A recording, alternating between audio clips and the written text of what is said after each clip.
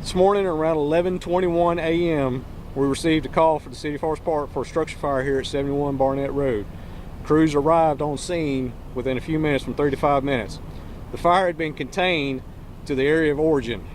With the help of Morrow Fire Department and Clayton County Fire Department, we contained the fire, continued to work with this area, and as abundance of concern because of the other chemicals and stuff that we were dealing with in this area, decided to establish a quarter-mile radius for a safety perimeter around this area. There are no known respiratory concerns or issues at this time that we're aware of. This was just strongly as a precautionary for everybody on the scene. The EPA and EPD have both been called in as well. That they have done some air and water testing at this time, and as far as I know, there is no other issues that they have determined at this point in time. At this point in time, I'll turn it over to the representative of the company here, Grant Johnson. Late this morning, we had an upset condition at one of our reactors in the plant. Short time after that, we're not sure yet. We haven't completed the investigation on what actually caused the fire, but we immediately contacted emergency services and evacuated the plant. And I really just want to thank Forest Park and Clayton County Fire Department for responding as quickly as they did and getting the fire contained before it could spread to any other areas of the plant. What kind of chemicals were involved, or what exactly happened, I guess? So we make polymer and composite resins at this facility.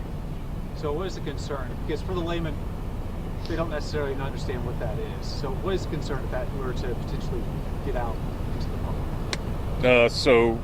public? Right now, EPD and EPA are on site doing their testing to see if there's been any kind of chemical release. There's none that I'm aware of right now, but they would be able to answer that better. The abundance of concern that we were worried about is because in some of the raw chemicals that are on site here, there are some chemicals that have some high potential of flammability and other things along those lines. So since there was an active fire, what we did not want to create was another situation if one of those chemicals got exposed in another adjoining tank or so forth like that, that might create a larger situation. And you talked about a quarter-mile radius evacuation. I mean, about how many folks do you believe were actually involved in that evacuation?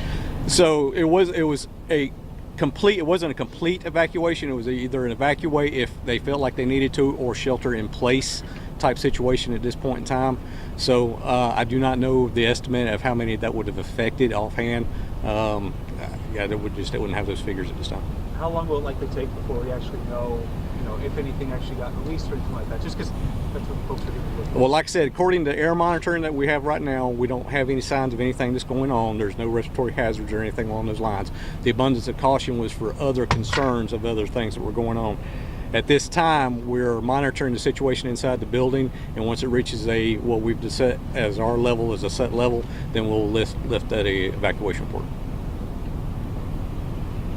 And do you have the estimate on how long that may take? Not at this time. All right, thank you so much. We appreciate it. Thank you. Thank you. Good job. Thanks, guys. Thank you. Thank y'all. Appreciate it.